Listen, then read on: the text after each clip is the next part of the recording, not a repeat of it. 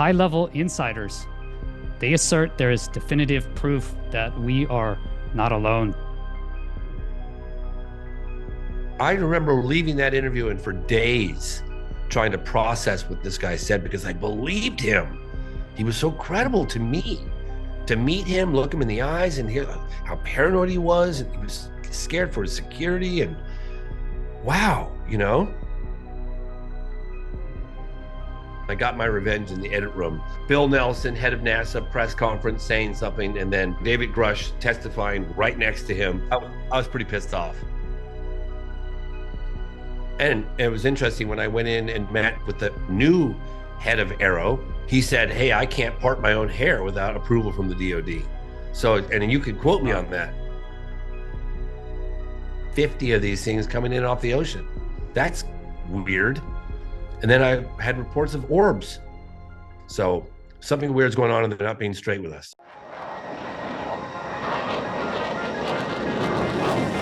Chris Lehto, welcome to LehtoFiles. Welcome to LehtoFiles. I'm very excited about this interview. I am joined by acclaimed filmmaker James Fox, known for his groundbreaking documentaries on UAPs, including The Phenomenon, Moment of Contact, and most recently, The Program. We're going to dive into that. That movie takes us beyond congressional hearings to uncover compelling new claims from high-level insiders. They assert there is definitive proof that we are not alone. Thank you so much for being here, James. How are you doing? Thanks for having me on. Doing well. Thank you. Excellent. Yeah, this is the first time we've actually met, so it's great to meet you online. I'm very excited. I've watched your movies. We just watched The Program. My wife loved it. You know, I enjoyed it as well. But at the end, she cheered. You know, at the end you have those little clips, and so she really enjoyed it. Aren't those fun? Those little Easter eggs. Yeah, it was cool. The statements. You know, the high level key statements you pulled out with the music in between. I really liked it. Well, you know, so it's funny because when I'm making a movie, I have a timeline, right? And I put I do all the interviews one at a time, and I chop them up, and then I color code them, and then I put them in order of significance. I literally raise the video to another track. So if it's really high and it's purple, it's got to go in the movie. And then some on slightly lower that I really like, but maybe I don't find a place for them. So I'll put those in a separate bin throughout the whole editing process, and I'll just copy, paste, boom, throw them in the bin. It's there. I call it the GM, the kind of golden moments. And then when I get to the end of the movie, if I can squeeze any of them in, I will put them in. And if not, I sprinkle them throughout the credit roll, because I've had credits are, can be a little boring. So you can show some credits, show an outtake, or something that didn't make the actual movie, show some more credits, and then it's fun because the movie's ending, but it's not ending yet. So it lasts another 5+ minutes. It's fun. Yeah, it keeps you around. Yeah, exactly. I enjoyed watching the credits then. You know what's going to come next. The little Easter. Yeah, right. Yeah, it's cool. I love that. Yeah, we were chatting before just about making a movie. You know, as a podcaster, as a YouTuber. You know, I film something and then I feel delayed if I don't get it out within 3 days. You know, I feel like this anxiety inside if I don't publish that thing in 3 days, But your movie, it seemed like you were filming it for a year. How long did you actually film The Program and edit it? I filmed it right up to the bitter end. Right. You were in Calvine. I remember you're in Scotland. And I heard you're in Scotland. I was like, is it really for his movie? Because I thought that was coming out. They've already been advertising it, et cetera. Yeah. So 99.9% of the time when I'm traveling for business. I don't just do leisure travel, almost never. Not to say that it doesn't happen, but generally speaking, I got business in a spot. Maybe I'll make a little trip out of it, bring my son, whatever. But generally speaking, if I'm traveling, it's business. I remember in the NASA hearings as well. I remember covering that. It's like I followed you as you made The Program. It was kind of like, a trip down memory lane a little bit. Because I remember you asking that question to Bill Nelson. Do you have a plan if you actually find aliens? And his answer was just, I thought was so ridiculous. He's like, of course we'll tell you. It's like, maybe you don't know who you're talking to. I really hope he sees that. I'm sure he's heard about it. He must have. He must have heard about it. I mean, we barely got in to that press conference. It was so funny. Brian Bender helped me get in. Well, And Brian, because you have to be press. Well, I'm not press. I'm a filmmaker, documentary filmmaker, but I'm not in an official real capacity. I don't have an organization behind me. And so I had this like old press badge that I got when I was making a film on the BP oil spill. I looked like I was about, half my age, no gray hair, boyish little face. It expired like 8 years ago or something. And it was real and I though, came right? up, Yeah. yeah, it was, yeah. I Realistic. came up and they had like a lot of chaos because once they opened up the doors, you had to get through all this like metal detector security, and we had tripods and cameras and audio and lenses and kind of crew, and we're trying to bring this stuff through. And then the security people were helping with equipment and going through the metal detectors. But there was one guy in particular who had a badge and a gun, but he was more with NASA, and he kept like, well, who are you? Like, who are you? He just had it out for me. And I remember thinking at one point, I kept, oh, well, I'm here to cover the event. I should be on the list, kind of thing. And then I kind of dodged him, and I'm getting through the security. And then when I came out the other side of the security, bam, he was right there. Like, I remember looking down going, this guy feels like my shadow. Like, what is going on? And yeah, but what organization? He kept saying, like, yeah, but what organization are you with? And I just thought, God, could you just leave me alone, please? Like, and then the woman with the clipboard at the actual entry point into the NASA press conference, she's like, well, Mr. Fox he's on the list. He's on the list. And the guy kind of looked at me sideways, is like, all right, and like reluctantly let me through. So when I got to Bill Nelson and I walked in the room, I saw, all the seats, right? I saw the panel, I saw the TV screens, the cameras, and I knew that microphone with the stand was set up for Q&A. So I positioned myself right there. Like, so when it was time for Q&A, boing, spring to action. I was going to be the first one out the gate. But I had to be mindful. I didn't want to be too rude. I didn't want to be, insulting. I also wanted to ask 3 questions. I didn't want to ask 2. I didn't want to ask 1. I snuck in 2. And the one question I didn't get to ask, because it just would have been, I couldn't have done it because I already got in 2. And that was, just a month or 2 prior to this press conference, we had this unprecedented open congressional hearing in which David Grush, an Intel guy, testified under oath to a bipartisan group of lawmakers that we had basically definitive proof that we're not alone. And they're in the midst of their investigation. Like, what do you make of this claim? Like, you guys are investigating UAP? Like, what's, but really, fortunately for me, there was a gentleman a couple questions later after I got my 2 questions in who asked the question I wanted to get. So I got all 3 of the questions I wanted addressed in the film to Bill Nelson.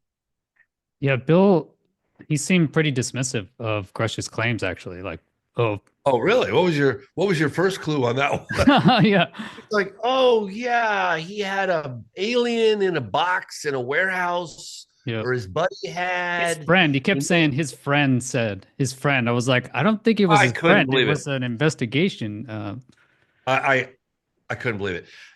I would have given him the benefit of the doubt had he come forward and said, we're in the midst of NASA's in the midst of an investigation ourselves.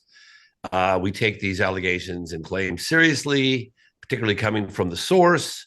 We're going to look into it and we'll get back. That would have been, somewhat of a reasonable response. But to basically do a hack job on David Grush, Yep. in my opinion, was exactly that. It was like he was literally trying to discredit the guy and doing so in the most appalling, inaccurate way imaginable. And it really frustrated me. In fact, I thought about it very carefully and I got my revenge in the edit room. I even juxtaposed, like, Bill Nelson, head of NASA, press conference saying something, and then the real, David Grush testifying right next to him. That's so they're right. almost talking to each other. To really, I don't know if you noticed that or not, but Yeah. I was pretty pissed off. Yeah, it didn't look like it when you were on the camera, asking the question, but Yeah, when I saw it in the edit, it really shows when he just says, "Yeah, it was my buddy," or he says David Grush's friend said he saw alien bodies, etc. Yeah, it was just totally dismissive. It was ridiculous, the whole Yeah, thing. no, and it totally inaccurate, completely inaccurate. Like he was literally smearing the guy. Yeah, that was just totally uncalled for. Anyway, Yeah, he's I mean, also. I checked. He's 82. Like there should be a limit. I don't know why we have such old people running our organizations. I think it should be someone I know younger than a 80. cognitive test or something, right? I know it's like Yeah, if you can't fly an airliner, right? If you're not if you're too old to fly a machine that basically flies itself, I don't think you should be able to fly NASA. But yeah. I mean, I met Bernie Sanders the other day. He's in his 80s, and that guy is spunky and alert and on it, you huh. know. So it should be more of a cognitive test, Hmm. some kind of, do you know what I mean? Like, because Yeah. some people, I mean, you look at Biden and you look at Trump, and Biden's clearly having issues, and he's only a couple of years older than Trump is. Trump, whether you love him or hate him, he's definitely like, he's on it. And yeah, but to be fair, Bill Nelson, prior to that, like a couple of years earlier, was pro UAP in the sense Hmm. that he was making some pretty profound Yeah. statements, and I was He was. following him. So I was I was surprised. expecting much. I was expecting much better. I was very disappointed. It's almost like he had an agenda too. I don't. I really. He lost all my respect that day. Hmm. Like, I'd what love to get him. He's gonna step down from NASA soon. I'd love to get his take after the fact. do you I don't think he know. would talk to you? I doubt it. I, I've learned that no matter, like, I remember this buddy of mine when I set out to get an interview with. I had a whole list of interviews when I was making Out of the Blue, and it might have been the updated version of Out of the Blue. I'd have to think the exact. Yeah, it probably was. It was, in fact, it was the director's cut of Out of the Blue, and I had a whole list of people that I wanted to get to. And the two people at the top of the list was former Governor Fife Simonton of Arizona and Bill Hmm. Clinton. Well, I got close to Bill Clinton, but I got Fife. And I remember my partner goes, "You don't have a snowball's chance in hell." I said, "Well, I'm going for it anyway," and I got him. So Hmm. you never know. You never know. Okay, so You fail when you stop trying. So you and I Bill mean, Nelson in the next movie. you just never know. I always believe in just projecting what it is you're going after. Like, project that, and it has a weird way of materializing. And I have a extremely unorthodox way of putting films together. I mean, I get criticized. People that have been part of the production are like, "Man, you're just out there just winging it," and I kind of am. In fact, I'm not kind of. I fully am. I do very broad strokes at the beginning, and then I just go out in the field and see what I find. And every single time, thank God. I don't know. Thank you, whoever. I seem to pull it off somehow. So what started you making the program? What inspired you? Was there a specific person that you were going after or that you already had interviews with, or did you have a general idea for the whole program in itself? Well, I mean, if you look at if you look at all my previous works, it's kind of like it's this kind of progress, right? In the sense that I'm learning more and more with each film. I mean, how long did it take for me as a filmmaker? I've been doing this for 30 years before I reported in one of my documentaries, Close Encounters of the Third Kind. And I have to say, 25 years. I mean, I could do the exact calculation, but somewhere in that realm. So, over 2 decades before I would even investigate and report on Close Encounters of the Third Kind. And then, I mean, I'd covered Roswell in the past, but and then for me, when we did the phenomenon, and I had the interview with former Senate Majority Leader Harry Reid, and he admitted on camera that what was released was merely the tip of the iceberg in terms of evidence that was being withheld from the general public.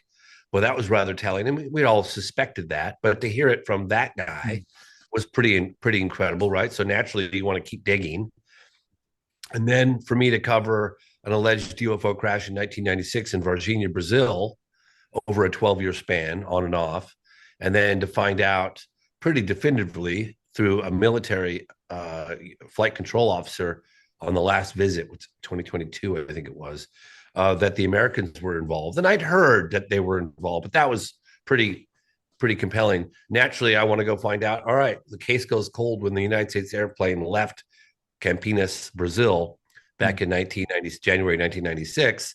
So naturally, I want to start finding out, like, any military personnel that was involved. I want to keep the investigation alive and look into it. And little did I know, when we released Moment of Contact, that just 5 or 6 months later, there would be a high-level intel guy testifying as to a crash retrieval program, biologics, and all this stuff. So that was really David Grush really opened the door for me on my inquiries that were naturally going to happen anyway. And I think he made it much more acceptable for me to talk about the things that I covered in Moment of Contact for the program. And is it true? Are you going back to Varginha? Are you looking at current leads? Bought the tickets. I'm leaving. Yep. Nice. Go back. It's like nothing's guaranteed in life, right? You know about things. First of all, I never give up on anything ever. My entire career, I'll never give up on going after the footage. Sometimes you win, sometimes you don't, right? But you keep trying. And case in point, the Calvine UFO photograph, that had been on my radar since the late 90s. And I finally, thanks to David Clark, I finally got to hold that picture in my hands and report on it and interview some of the people that were involved with that case and go to the location, and I pestered Nick Pope on that one for probably 2 decades, because I was like, well, they didn't throw the poster away. They didn't throw the pictures away. He said, well, those guys retired. Yeah, sure they retired. I'm telling you, they didn't throw the best UFO pictures in the garbage can. Okay. They're somewhere. Someone has them. Trust me. And lo and behold, Craig Lindsay, former RAF press officer, kept that print, thank God, for like 33 years, 32, 33 years. Can you imagine? Thank God. Thank you, Craig Lindsay. Yeah, they tried to bury that story. Look, man, I don't know about you, but personally, for me, that's one of the best photographs I've ever seen. I think it's definitely. Is there a better photograph? I mean, nothing I can think of. I think it could be the best photograph, actually. I think it is. And to get a little background history on it for the first time ever, because if you don't have any provenance, it could be AI or, you know what I mean? If it just leaked out, like if a really compelling UFO photograph just leaked out, but from 1990 and all the back history and the analysis work and people at MOD and people at RAF talk about now and the researchers, it makes it a very compelling case. And it's really suspicious that we can't find the two guys, the photographer and his friend. Yeah. So obviously I'm going to continue looking. Excuse me. One development that happened recently that we need to look into further, and I've just been so busy, but Lenval Logan, who's part of the UAP task force, I worked with Lou. He's in the program. We were talking one day. I don't know if I sent him a picture, a production still or something of the photograph. This is one of the cases I'm working on. He goes, oh my God, I saw that craft.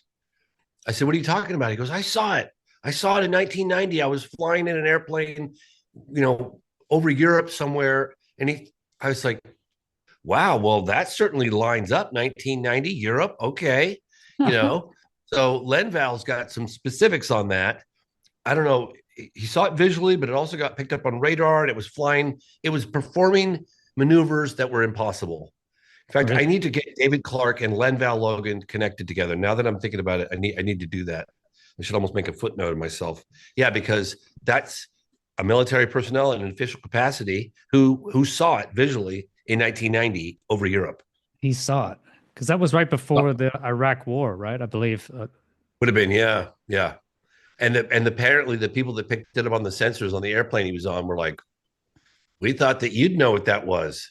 We don't know what it is. And it was like doing all kinds of, stuff, the impossible. What did you think of the airplane? Did you idea it as a Harrier or something else, Oh, an Alpha well, jet? they ID'd it as a Harrier jump jet with 99% certainty. Okay, it's that certain then that it's Harrier. I But thought it could have 99% looked certainty like is an what I was Alpha. told. I was told with a high level of probability that it's a Harrier jump jet. And Nick Pope says something rather interesting in the film. If you have a date and a location, it's not too difficult to get those flight logs, Exactly. find out who's flying that thing, because I guarantee you they had gun camera footage. Hmm.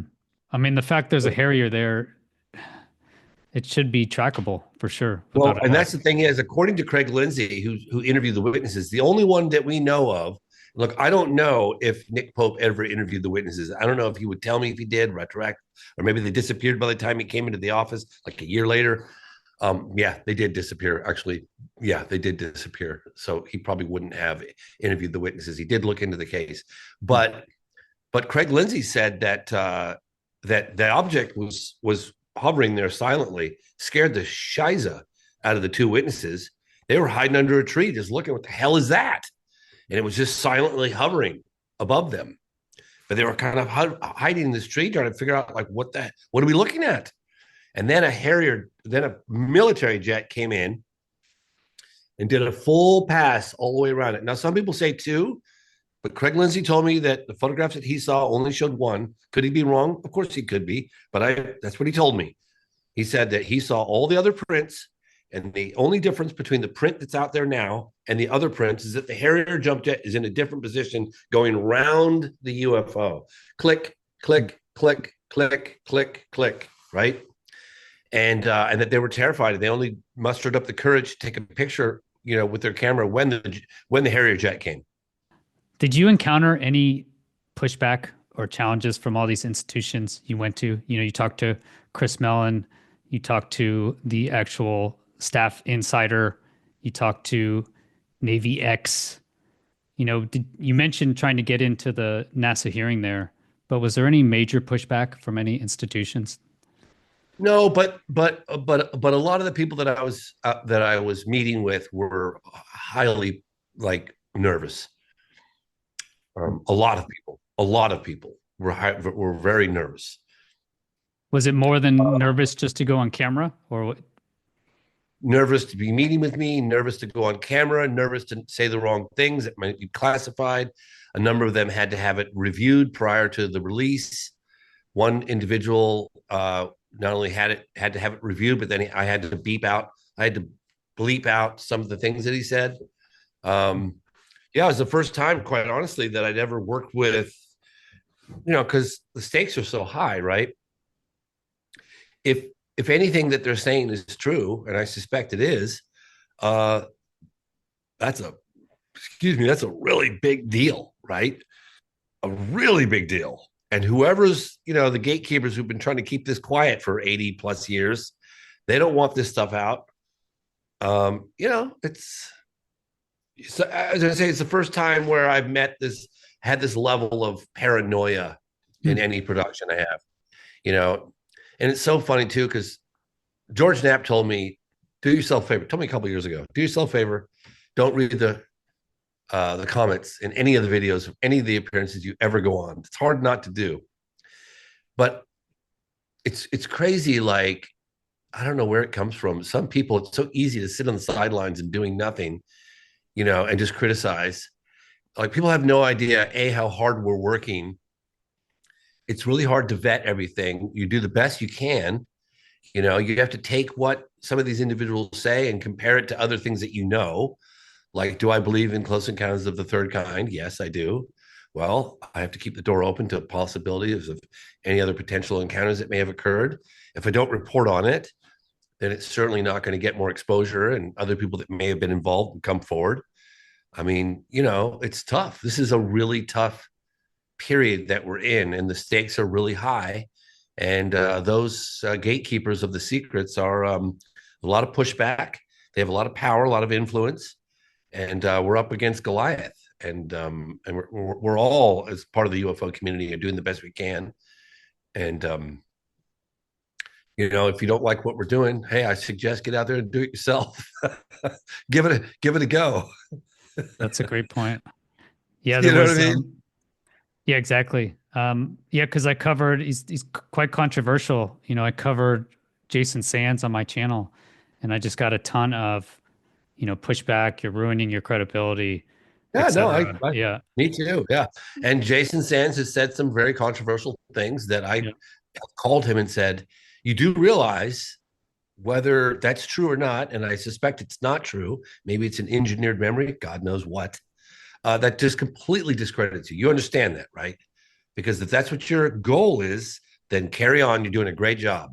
carry on. And you know, and then I would contact my various sources, and I'm like, I'm really concerned about, it's like, and I've even had staff members tell me, look, we know he's got PTSD, but believe me, we did a thorough background check on him. He checks out, and not only that, he's mentioned names of programs that are highly classified, and we had those programs.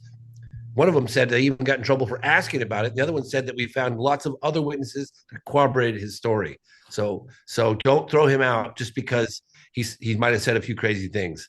It was like, all right, well, I think about Bentwaters, and I won't mention any names, but Bentwaters, for instance, I interviewed the Deputy Base Commander Charles Halt. I interviewed Burroughs, Peniston, Cabansag, General Williams, a number of other airmen. Wow. Um, on the case. I mean, on and off for 10 years. I covered it in several films. And there was one individual that was making outlandish claims about the alleged landing case that happened in December of 1980. I'm just going to talk about the case in general, and I don't want to mention any specific names because I don't Okay. want anybody to feel offended by it. But there was one individual that was just making these really outlandish claims that, quite honestly, was it intentional? Was he manipulated? I don't know. He certainly seemed to believe it, but nobody else remembered that same thing, and everyone else thought he was nuts. But he talked about an incident that did happen. He just took it to a whole new level. So, was that intentional? Did Deputy Base Commander Charles Halt, when he described an unknown government agency that came in and subjected his men to sodium pentanol and debriefing and interrogations, I mean, did that influence some of these things? Is it a possibility? Sure, that is a possibility. Well, I reported on the Bentwaters case because I believed it happened. But hey, this is a tricky territory we're in, and extraordinary claims do require, and I can be criticized for even saying that, extraordinary evidence. But sometimes, like I remember asking this intel guy that I really trust, and I went after him. He never ever made himself available to me. I was the one pursuing him, and I was like, oh, Jason Sands said some controversial. I was like, I know. I said, well, do you believe it happened or not? I was almost really frustrated. And long pause. We believe it happened. I was like, the encounter in the desert. I was like, well, okay, well, I'm going to report on it. We have a date, we have a location, we have names of other witnesses, and maybe the other people that were there will be encouraged to come forward and say, yes, this happened, or no, it did not. He's crazy. Because if it happened, boy, that's a big deal. Yeah, I mean, he has amazing claims, and that encounter in the desert, right, with the blue skinned being and BDUs, just yeah, it's so strange. It is. It totally is. It's one thing I've learned in this field. Don't have that knee jerk response like I've always had in the past. I mean, look at the Varginha case. Live aliens walking through the town of Varginha. Come on, man. People thought I was nuts when I was doing that project. Nuts. And I don't blame them. I don't blame them because I felt the same way when I first heard about it. So I just say, like, look, we're not going to uncover more information on it if we don't cover it. We have to cover it in a way like I can't sit there and say, hey, this definitively happened just like this. I could provide a platform, the people that are there. This gentleman served our country. I've seen all of his military records. I've seen the photographs of him in the military, where he says he was, all the above. I talked to all the people that vetted him internally. And I decided at the end of the day, despite some of the things that he has said online publicly, PTSD or not, I'm going to report on that aspect of his testimony because I think that if I had to guess whether it happened or didn't happen, I'm more leaning in the direction that it did happen. Yeah, the fact that he knew the names of these programs, the names of the programs is extremely classified. If you know the name, Yeah, that really means you know I something. have I have a statement here. Let me see. And this is something that I just had. Yeah, I could read it to you. So I don't know how well you can see this. I'll read this in a second. So there, see that? Is Hmm. that coming up on the? Yes, So that's yeah, the it's coming up. stand there. Yep. And we got another shot of him doing what he says he was doing at Nellis test range. Hmm. It's him there. You know, we have him again here. Okay, yeah, those were in the movie as well, I think. Yep. And then another one here. I had to cover up his wife's face. If you can see that or not. Can. Right. So he's definitely, he was definitely in the military, served the country for 22 years, honorable discharge. I'm not sitting there vouching for everything that comes out of this guy's mouth. I'm just saying that. Hmm. Then I got this. This comes from a congressional source who I met with face to face. Mr. Sands testified to 3 congressional committees and AARO as a whistleblower. His military intelligence community background clearances and assignments were fully vetted. We were not able to validate some details of his extraordinary testimony. However, Mr. Sands' testimony did provide significant insights that were later validated by multiple sources. Wow. Yeah. So, and those are people that I trust, that I went after, that I met with face to face. He's like, do I believe in close encounters of the third kind? I do. And I've met with other people that talk about these things. And, I went out on a limb a little bit. It was But that interesting. was, yeah, sorry, go ahead. No, because I was an aggressor. I was in the Air Force as an aggressor up in Alaska. And I flew the planes, right? It's basically you practice enemy tactics. You have all the intelligence on adversaries, Russia, China, and then you pretend to be those aircraft. It's like the practice team for like a professional football team.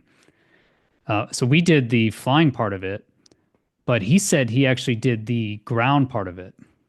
And we did have those people. So we had aggressors, probably we must still have them, that actually will go to bases and try and get into the base, essentially, like white hat hackers, if you will, to try and intercept information. Yeah. People uh, they drop unclassified or maybe even classified things in the trash, etc. So they'll go and look for this.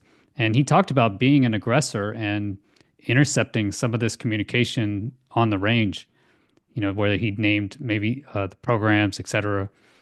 And so that was interesting. I found that really possible, actually, that you could, if you're looking into trying to get access to our programs, Yeah. that's legitimate, and I don't know But how much he'd have he has that information. documents. He has documents that thick of his entire military history.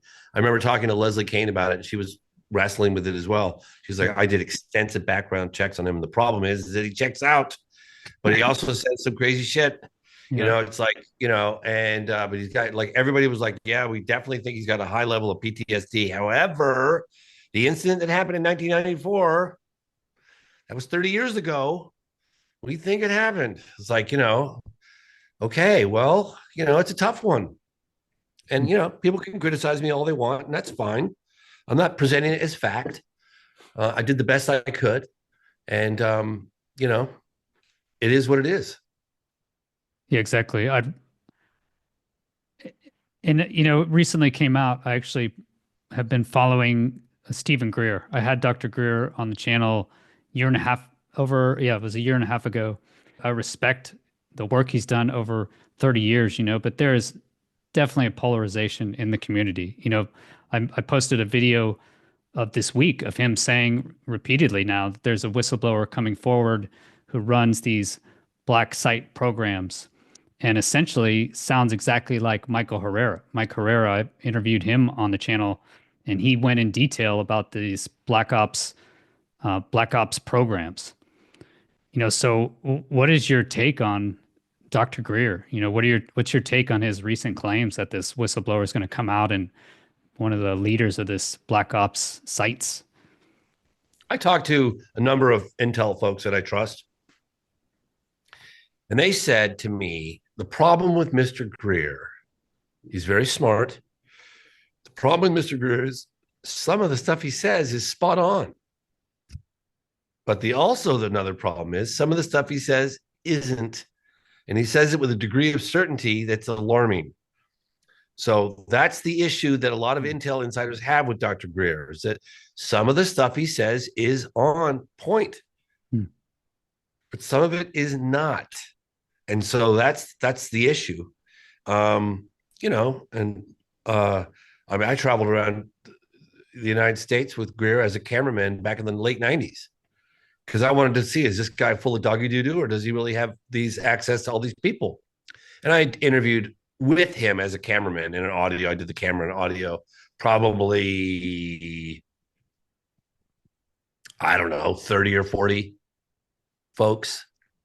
Nice. And one guy that we met with, and I'm not sitting there saying, vouching for everything that Stephen Greer does. I'm, you know, had a good laugh, enjoyed his company, got a good sense of humor.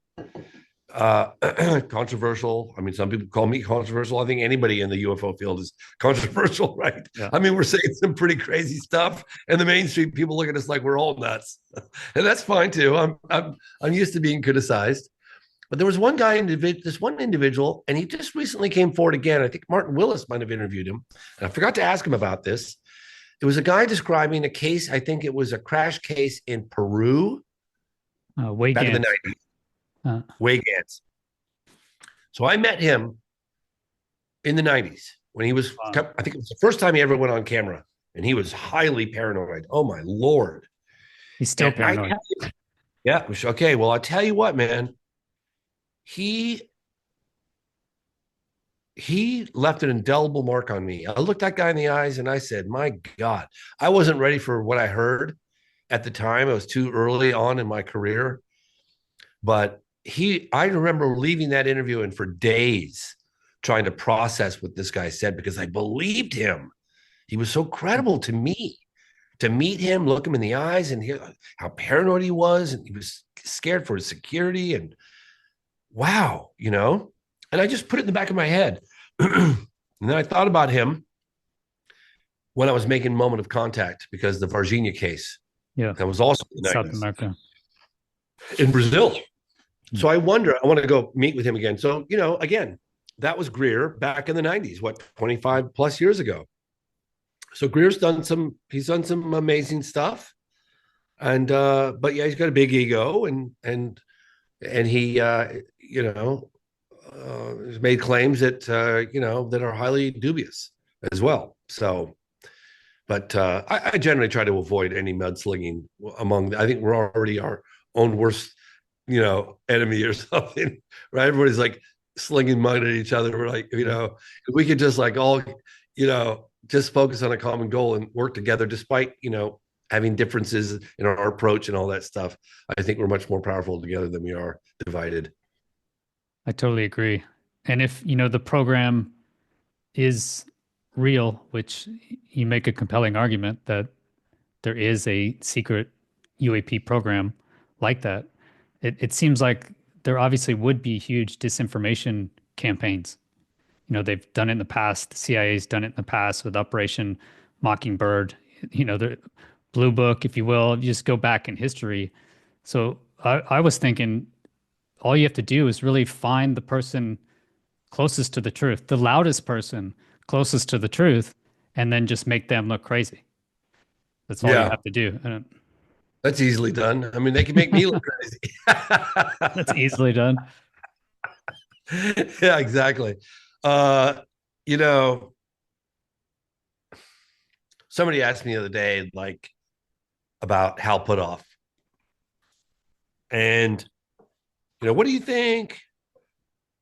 Do you think he's a first-hand witness? He's in your film, boy. He doesn't say a lot, but I was like, you know, I'd have to say, listen very closely what he says, and watch his eyes, and he makes a lot of you know, anyone who specializes in the body language, I think could really pull out a lot more than what he obviously gave during the interview. It was clear to me. Yeah, it seemed like you pretty clear. Asked the questions. Yeah, in my opinion, he's a first-hand witness.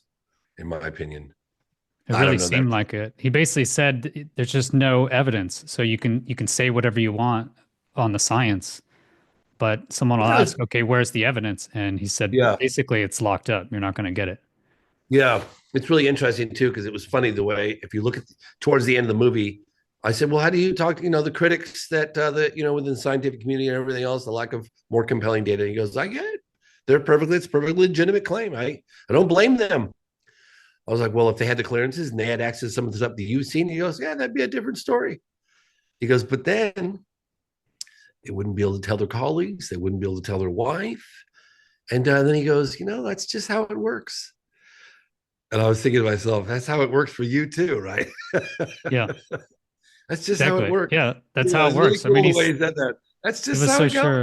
That's how it works. It's like what I'm trying to find out right now is who has the power to provide the immunity necessary. Let's say that we wanted to have another congressional hearing this year, which I'm sure will happen.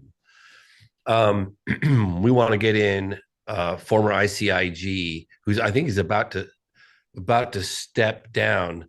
He's about to step down from the head of the ICIG, right? He, according to Grush, has all the details that we need. So, what would it take to give this guy blanket immunity so he can come forward in an open congressional hearing, testify under oath to a bipartisan group of lawmakers, whole world to see, like give us the street addresses, give us the names of the companies that have these materials, where are the bodies, these biologics, um, you know what I mean? And that's what I'd really like to find out because there are a number of so-called first-handers. I think it's 8 to 12, the number I get, that have given those specifics behind closed doors in a skiff. One of the individuals that's in the movie talks about it. Kirk McConnell, Senate Armed Service Committee staff member, and he investigated. He'd been in government for 37 years, but with a laser-like focus from 2017 to 2024 on the UAP phenomenon. And he'd met with a number. Again, I think the number is somewhere between 8 and 12. He was present in these closed-door meetings in a skiff with for others with sitting members of the Senate. I'm not sure about the House. I didn't discuss that with him. And he discusses that atmosphere and that some of those meetings in detail. Kind of puts the audience in the room with a Reddit thing I did. I posted it on my X account, formerly known as Twitter, at James C. Fox. I highly recommend anybody go listen to it because it's unbelievable. Okay, yeah, that was Monheim. I guess he stepped down Yeah, Thomas Monheim. this Thank you. last month. Yeah. Yep. Wait, I'm sorry. He stepped down already, Yeah, or he's as of about to? January, it's That's this month. yeah, the Inspector General of the Intelligence Community is vacant following the resignation of Thomas Monheim in early January 2025. So it just happened. Uh huh. You see, so what? So he's a civilian again. I don't know. What's his current job? You should try and track him down. Well, obviously, but I don't have the subpoena power that Congress has. I mean, can Congress subpoena? Yeah, they can subpoena a citizen, right? It'd be anybody I thought they can subpoena. Yeah. Yes. So he should be subpoenaed and he should come in and testify. That's a big deal. This guy's got the street addresses. He's got Mm, all the information, including the investigation into the smear campaign or the threats that went on with David Grush. mm. That's a guy I want to hear from. You know, that's the guy that can explain like why is it that we're not hearing from the firsthand witnesses. Yeah. He's got all their names. Do you know what I mean? That was a huge deal. I remember because there was all that mudslinging, right, with Sean Kirkpatrick pants. Oh Basically, yeah, he kept saying that Grush, wouldn't come to talk to Arrow, and he kept giving out all these invites, and they asked right away as soon as they could to get Grush. They were nice to him supposedly, and Kirkpatrick's argument is Congress already passed some sort of law, and it basically said that anyone with a UAP non-disclosure agreement is defunct, right? They can come and talk; they'll be protected. And then Grush, who I would trust much more knowledgeable on this entire subject, especially the classification, did not trust that at all and basically said, no, that doesn't count. So I don't know. It seems Yeah, like, so basically it was you know, like putting the hook in the water, right? And then whoever comes to the hook, the DOD is right there. They're like, oh, you're about to rat us out? Uh-huh. See, so they're saying that that Kirk actually says this on camera, that the current whistleblower protection signed into law by the NDAA, National Defense Authorization Act, are insufficient. Their people are still paranoid. And it was interesting when I went in and met with the new head of AARO, John Kosklowski. hmm, He said, "Hey, I can't part my own hair without approval from the DoD." So, and you can quote me wow, on that. He was cool with me just saying that, wow, and that was sort of him saying, "Look, doesn't matter what I uncover and what I believe. They are controlling everything that comes out of my mouth." wow, Which seems to me really weird. It's just ridiculous. like NASA setting up a UAP task force or study and not having access to the classified data. Duh. All the good stuff's classified. We all know that. What, NASA doesn't know that? Are you kidding me? Like he knew that when he was a senator, Bill Nelson, because he listened to some of these pilots talk about the more compelling, it's like, come on. So, some of this stuff's like a dog and pony show, but I think there are some real, I remember, gosh, I went to my first congressional hearing, which is the third one that happened in November of 2024. And people are called it a big nothing burger, but I'm like, you know what? Not necessarily. It's making progress. Talked again about crash retrieval, testified under oath. And then the Rear Admiral Tim Gallaudet also talked about objects exhibiting technology that was impossible underwater, things of that nature. Pretty cool stuff. The potential name of one of these programs, Immaculate Immaculate Constellation. Constellation, Michael Schellenberger. Hmm. We got something to work with here. I think that whistleblower made a statement. I believe they read that statement, a detailed report. So things did come out. But anyway, after that, there was a post congressional hearing gathering that early that evening, and a lot of Congress folks from the House and from the Senate, a couple of people attended. And one in particular was Senator Rounds. Yeah. I should release his statement because I got right to the front of right by the podium where he was speaking and filmed it. And he said, I just want to remind people out there are frustrated because things aren't happening fast enough, and you're feeling frustrated, and where's the evidence and these extraordinary claims that are made, and things are happening fast enough. It's like people are so impatient. It's like this is potentially one of the biggest stories in the history of mankind. The lie's been going on for over 80 years. Just I understand your frustration. I feel it. I understand. Nobody probably understands it better than I do. It's like, but he said, I want to remind you guys that we're not running a 50 to 100-yard dash. This is a marathon run. Be patient, stick with us, and we'll get this done, kind of thing. But it looks like officially those are the two organizations that are looking into this, right? You have NASA, who's just looking at the unclassified data, like you said, even though they have access to all this classified information, they could easily look at the classified sections. And AARO. That was just an absolute joke, and I don't think that you and I should spend any more time on that one. It Yeah. was just a joke. Yeah. And then AARO, right? And so you had the meeting with Kozlowski, and you've said on other podcasts that you were basically in the belly of the beast. Yeah. And it sounds like everything comes from the DoD, that he's totally controlled. So even if he finds out, blockbuster information, he can't release it. He said, I can't part my own hair without approval from the DOD. What he said. And he goes, you can quote me on that. And quote me. And amazing is they haven't released any information on Nimitz or Gimbal. They just pretend like it didn't happen. Or Bob Solis. Like they're not going to look into the nuclear incidents or even say that they looked into them. Did you see it was circulating on social media, and it was Bob Jacobs about the 1964 Vandenberg Air Force Base launch of the Atlas rocket, where it's got that disc shaped object traveling at 8 to 12,000 miles an hour with this Atlas rocket, buzzing the head and then shooting the beam of light. You remember? The And ICBM. Yeah, I did two videos on that. Amazing case. yeah, but so I was laughing because Bob Jacobs directly speaks to uh, Sean Kirkpatrick, Dr. Kirkpatrick. And I don't know, did you see that? He goes, I got a message next time you travel for Sean Kirkpatrick, Dr. Kirkpatrick from Dr. Bob Jacobs. Blah, blah, blah, blah. F you. Did you see that? Did you see it? I must It's have. online, man. You got to look it up because it's really funny. You can see how pissed off and frustrated he was. Like the guy films this thing, he's satisfied, and then Sean Kirkpatrick just dismisses all of it. And oh my gosh, this is the first time I've seen him like really lose his cool. He was pissed. F you. I'm gonna have to find that. I'm gonna have to play that. Does it in such a way like he articulates himself so beautifully, and then at the end he just goes F you. It's really funny. You got to go find it. Okay, yeah. I'll find it. What happened to that film? What have you heard about where it went and possibly where it is today? Okay.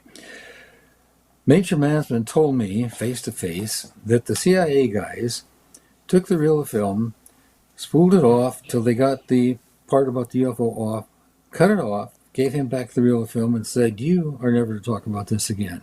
And he said that film went back to someplace back east. Our supposition was it probably went to CIA headquarters. I don't know where it went. But for years and years I thought, well, they probably threw it away, they burned it.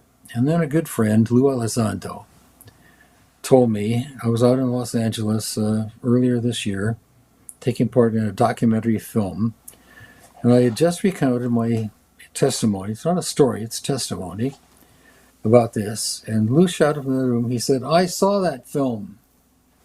And I shouted, "What film?" He said, "Your film, I saw it." So, as you know, Lou had been with ATIP, and obviously the film still existed somewhere. He saw it. I believe Dave Grush said that he believed that Lou had seen it, and so it's back there somewhere. I said, I don't know. With Kirkpatrick at the helm of AARO, I don't know where it's gone. It's possible that it has been annihilated by this point. Who knows with him? Dave Grush told me he's going back to D.C. sometime in the next week or so.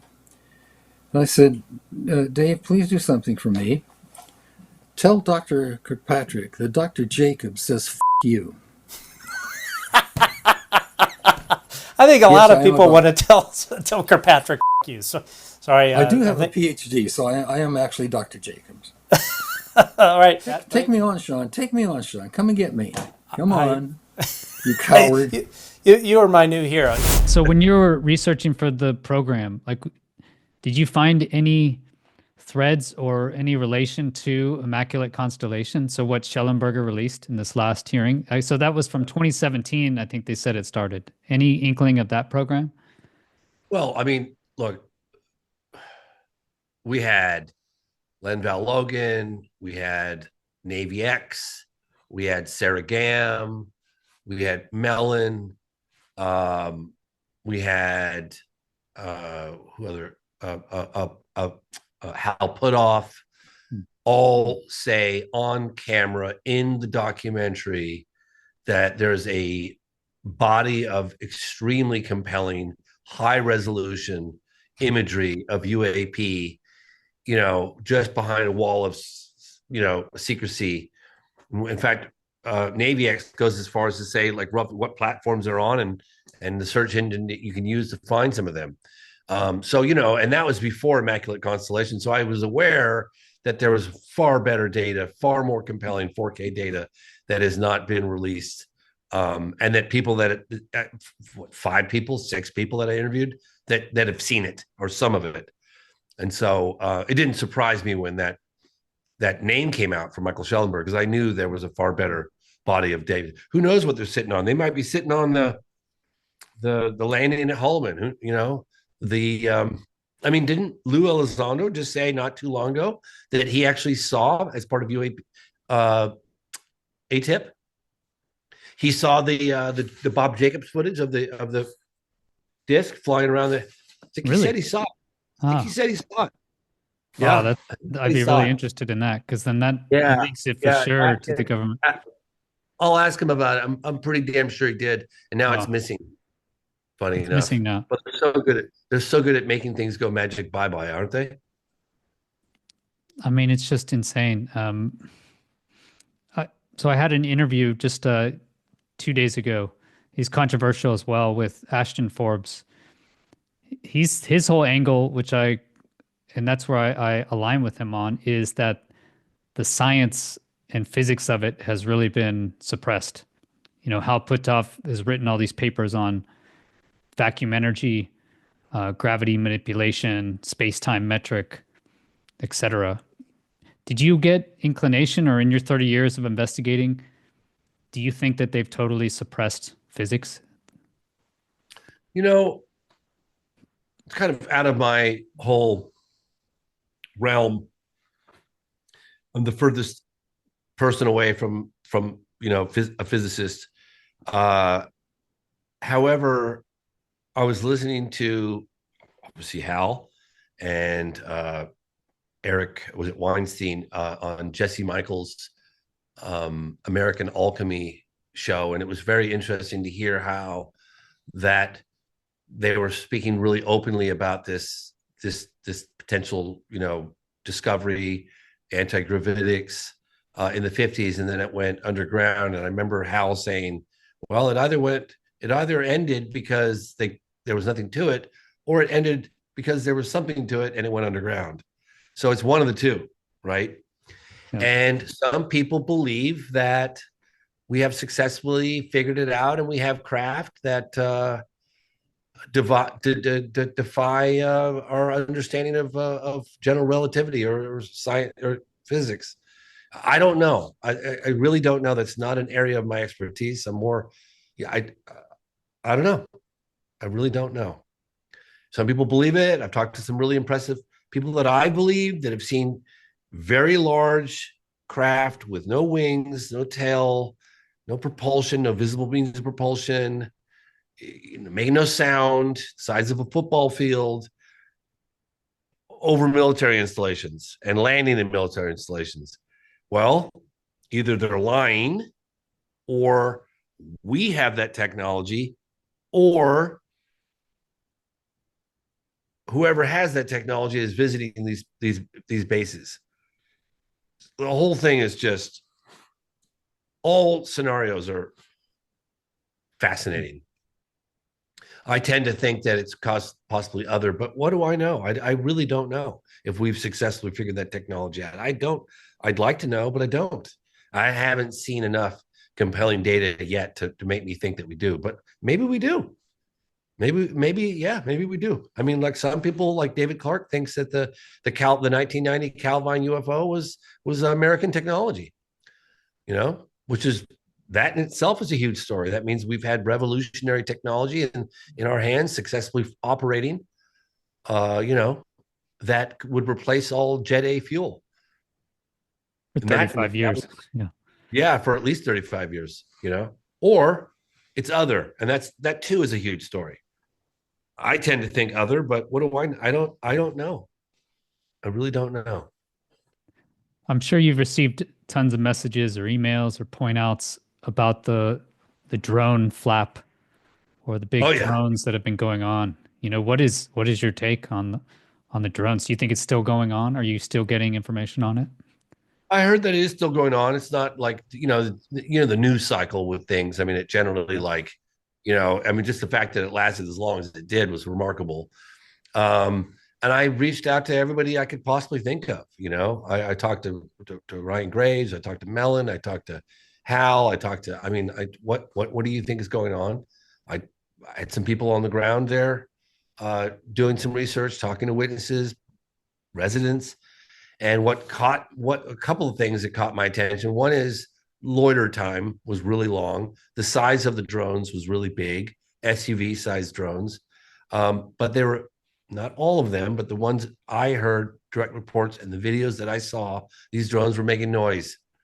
So that led me to think of highly advanced drone activity. The press conferences that they were having, the current administration was having, saying they have no idea what the hell's going on or what they are. Don't worry, everything's fine, nothing to worry about, but we have no idea what they are. It's like they're contradicting themselves.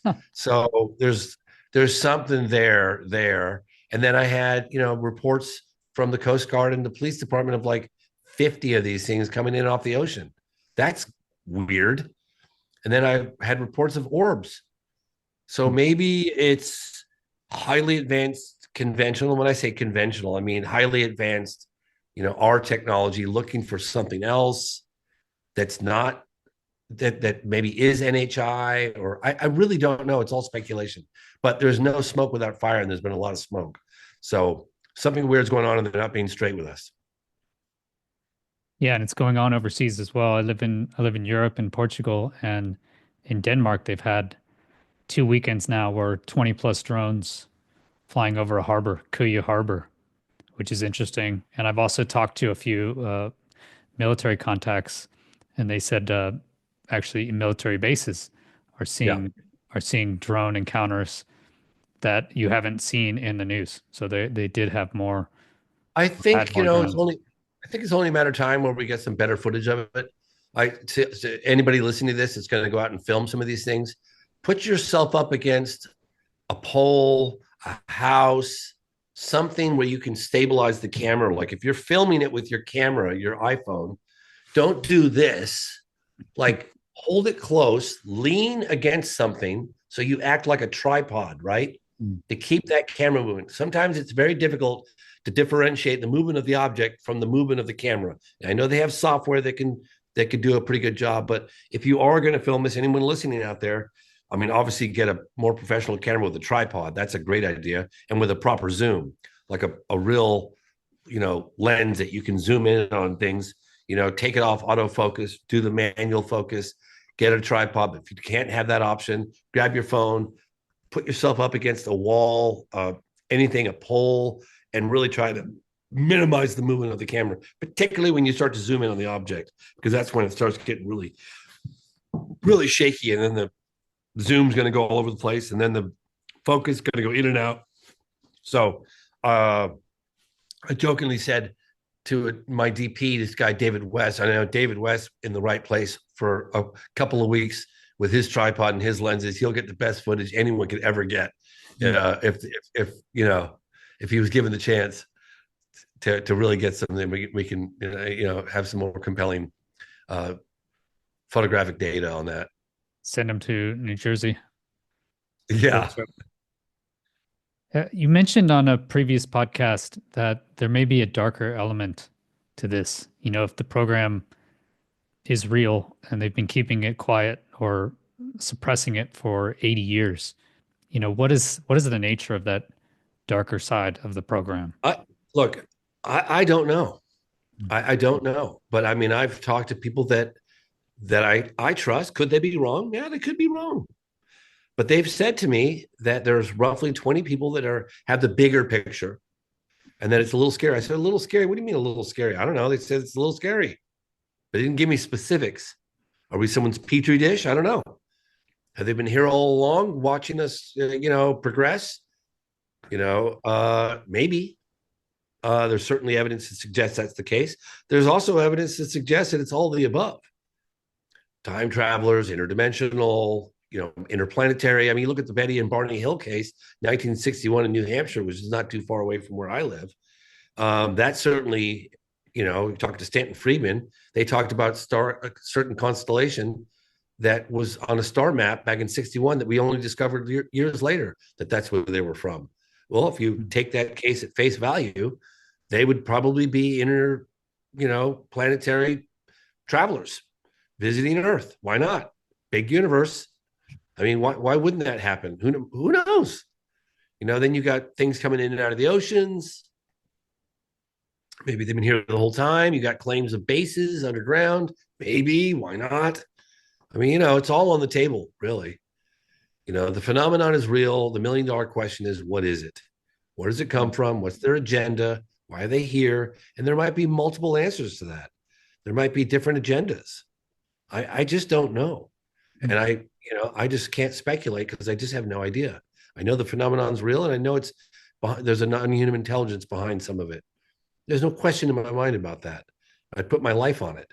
But what it is, I just don't know. And it seems to be a lot smarter than us. So this is why after your 30 years, you've said you have more questions than answers? I do. I do. And I'm sure I disappoint a lot of people. And every time I hear, like I heard, what's his name? The former Tucker Carlson, Fox News host. And he was like, oh, yeah, I know what they are. They're not extraterrestrial. They're, and he's been Spiritual investigating beings. I think he said spiritual beings. spiritual, demonic, that kind of thing. And I thought to myself, you know what? Anybody who makes any definitive statement like that, no, I don't think so. I've been looking into this a lot longer than you have. I've met with a lot more people than you have, and I don't have any answers. So I don't think so. And it's only 20 people have the actual bigger picture. That's what was said to me. 20 people globally. They have the bigger picture. And what that big picture is, hey man, if it's scary, bring it on. I want to know anyway. I don't care. Am I someone's petri dish? All right, well, so be it. Reality is reality. It's not going to change just because I found out about it, or you found out about it, or the general public found out about it. Like another reason, which is quite a valid reason, quite honestly, for secrecy in some respects. Like imagine you take the accounts of what this technology exhibits, right? It can do these incredible things. I mean, just the sheer speeds in which this stuff travels, and right angle turns at high speed, and going from here to there to like blink of an eye. I mean, everybody. I remember in the closing statements of the phenomenon, we put all the different witnesses for over a 75-year period, all describing the technology observed in the sky from the phenomenon, and the parallels are just identical, right? From the 40s, 50s, 60s, 70s, all the way up, and obviously, any military person is going to want to they're going to want to weaponize it. Duh. You put a bomb on that technology, it's game over. So if they do have these debris materials, which I'm sure they do, they're going to want to weaponize it, and they're damn straight not going to want that to get in the hands of Russia or China or anybody else. And that's a legitimate concern, and I get it. That's a national security issue, and so I understand that. Question is like, so-called disclosure. If they came forward and said, yeah, we have it, the scientific community are going to be like, well, my ass, you have it. You're going to have to show it to us to prove it. So how are they going to make these claims without revealing what they have? You know what I mean? Like it's kind of a conundrum. It's kind of a bit of a pickle, right? So you can say, like I was talking to Leslie Kane about this, like, so let's just say that you do ultimately, and there's an admission that we have these materials, we have biologics. Half the population is not going to believe it. Scientific community not going to believe it. So they're going to have to show some proof. So what do? Do they take some of these scientists, these very prominent scientists from around the world, and bring them in and show them some of the goodies and say, we're not going to share it? We're not going to share it. Do they show us a picture? What? How do they do it? Think about it. How do you do it? So the president gets up and he makes this claim. That's not just an impact for all of America. That's an impact for the entire world. That could affect every man, woman, child on the entire planet. So anyway, it's a far more complex issue than any of us have any idea about, right? But despite all that, I still feel that there needs to be an admission that this stuff is real, that all these witnesses, myself included, people that have been investigating this stuff, that we're not crazy. And I just don't know exactly how that's going to, I don't know how that's going to play out. I just don't. And we talk about it a little bit in the program. Yeah, it seems like if they admit that they're here, and they're very elusive on the origin. And I think the main reason is if they admit that they're from other planets, then that pretty much confirms that you can travel faster than the speed of light. Because I was a complete non-believer up until 3.5 years ago when David Fravor came out. Oh, really? I didn't realize that. Wow. Yeah, I was a total scientist. Yeah. basically you couldn't travel faster than light. You know, if Yeah. nothing can travel faster than light, then there's no way you could have any alien beings actually here, right? The idea of von Neumann probes could be legitimate. That, you know, even at you don't need light speed travel if you're talking millions of years. And so you could Right. have these probes that go up.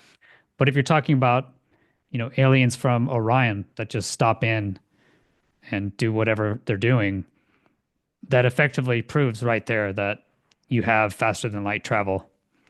And so that would, for me, that would confirm that the ether is real. And that's really I what, remember yeah, that's what Tesla said, Nikola Tesla.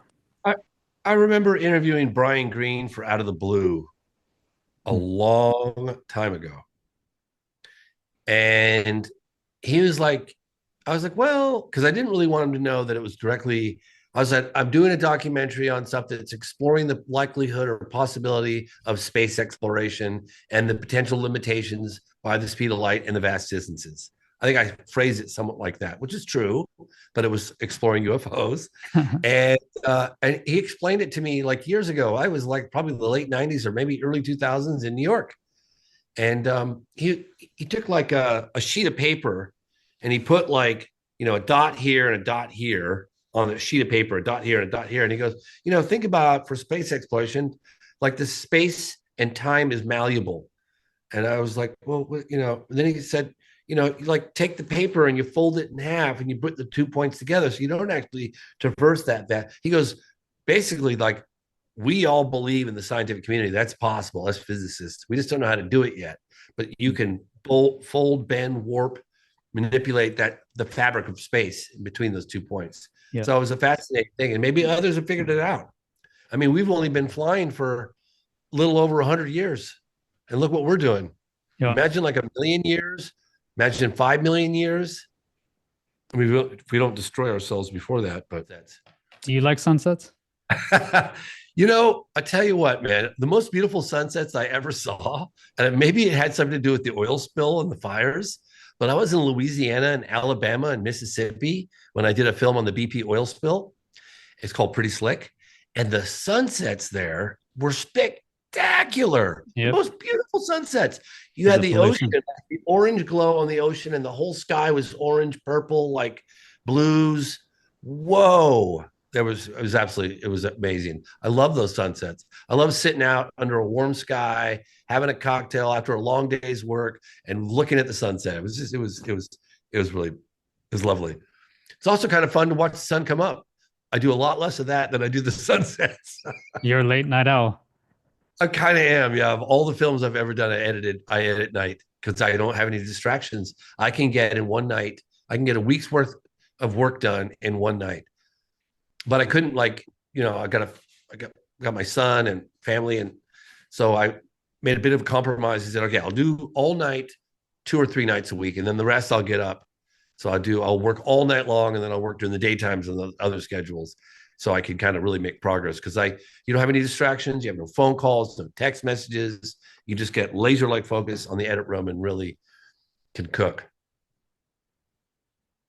Well, I think that the last point we brought up is kind of the key, you know, because I think what's holding science back is they don't believe in an ether. And Eric Weinstein and Hal Puthoff were talking about that. But as soon as you confirm that, then I think all those scientists just now aim at the ether. And now I don't think it's that difficult to actually go from where they are now to those advanced weapons and energy devices that you're talking about. You know, it was 5 years before the Wright brothers actually flew. Lord Kelvin, you know, Kelvin from the temperature scale.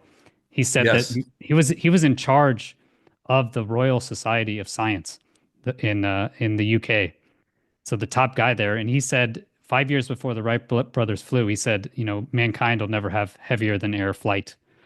And then, like you said, 5 years later, Wright brothers are flying, and now we have, you know, almost hypersonic aircraft, supersonic aircraft. But I just wanted to finish. Thanks so much for your time, James. You know, what can your audience do? What can my audience do to really support the disclosure movement, to support your work? What do you think is the best thing they can do to help the cause?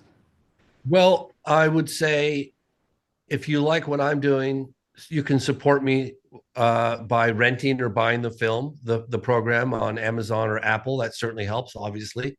Two, our representatives that are really doing something on this, love to hear from us. That's really significant. Don't I can't overstate the importance of that. That we can contact them and say we really want to. We really hope that you can continue pushing for transparency on what we consider a very important issue. It's great to see a bipartisan effort. It's great to see, our elected officials working together. Who knew it was going to ultimately take aliens or whatever UAP to bring them together? But it's very refreshing to see. But I would say if you can't do anything more, then definitely support. Let your representative know that you support what they're doing. So from talking to the reps, that you've probably talked to many of these people, that really does make a difference. Absolutely, yes. Absolutely, yes. Think about it. They're putting their necks out. Yeah. In the past, it hasn't been exactly career enhancing. Yeah. Yeah, for sure. Okay, without a doubt. Well, thanks so much, James. And I can't wait to see your next project. I know you're working on it right now. And the program is amazing, as well as the phenomenon Moment of Contact. So I'd highly recommend everyone go check it out and support James's work. Go rent the program. Thanks for being here, James. And give me a rating if you can as well. That always helps. Thank you. Okay, and give him a rating. Yeah. For the love of God. Okay. Right. All right. Thanks, Bye. James. Have a great rest of your day.